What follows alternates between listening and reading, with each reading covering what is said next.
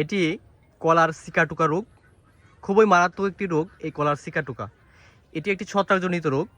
কলার সিকাটুকা সাধারণত দুই রকমের দেখা যায়, একটি হচ্ছে কালো সিকাটুকা, একটি হচ্ছে হলদে রঙের সিকাটুকা। তবে এই সিকাটুকা রোগের লক্ষণ প্রথমেই কলার তৃতীয় এবং চতুর্থ পাতায় প্রকাশ করে, ধীরে ধীরে সমস্ত গাছে ছড়িয়ে যায়। তৃতীয় এবং চতুর্থ পাতায় কিনার থেকে শুরু করে ধীরে ধীরে পাতাটি পুড়ে যায়। প্রথমে হলদেটে রঙের দাগ পড়ে, ধীরে ধীরে পুরো পাতাটি ঝলসে যেতে থাকে।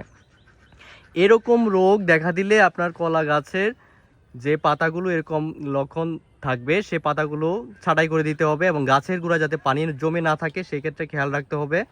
এবং অবশ্যই পরিষ্কার পরিচ্ছন্ন চাষাবাদ করতে হবে, পাশাপাশি রোপণ দূরত্ব মেনটেন করতে হবে।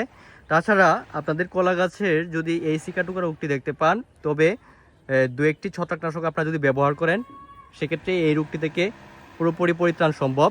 সেক্ষেত্রে আপনাদের করণীয় হচ্ছে, যদি কার্বেন্ডাজিম গ্রুপের ছত্রাকনাশক প্রতি লিটার পানিতে 2 গ্রাম হারে মিশিয়ে প্রতি 15 দিন অন্তর অন্তর যদি স্প্রে করেন, সেক্ষেত্রে এই রোগটি দমন করা যাবে। তাছাড়াও প্রোপিকোনাজল প্লাস এজোক্সিস্ট্রোবিন গ্রুপের ছত্রাকনাশক যদি আপনারা 2 গ্রাম হারে প্রতি লিটার পানিতে মিশিয়ে স্প্রে করেন 15 দিন অন্তর অন্তর, তাহলে এই কলার এই সিকাটুকা রোগটি দেখতে পাচ্ছেন, এই সিকাটুকা রোগটি কিন্তু দমন করা সম্ভব।